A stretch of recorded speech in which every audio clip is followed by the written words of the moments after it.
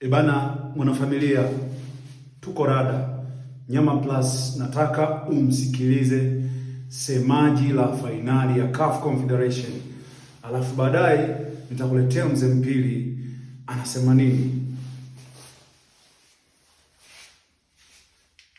Kunawezekana Simba mwaka huu akachukua treble? Ni mapema mno kuzungumzia yote hayo, lakini sisi akili yetu hivi sasa imejikita zaidi kwenye tarehe 17 na tarehe 25. Labda uje uniulize hilo swali tarehe 26 baada ya kuwa kwanza tumeshachukua ubingwa wa Afrika. Mzee Mpili, hebu njoo umsikilize semaji. Upuzi ni takataka, upuzi ni tupu. Mimi naita ni takataka.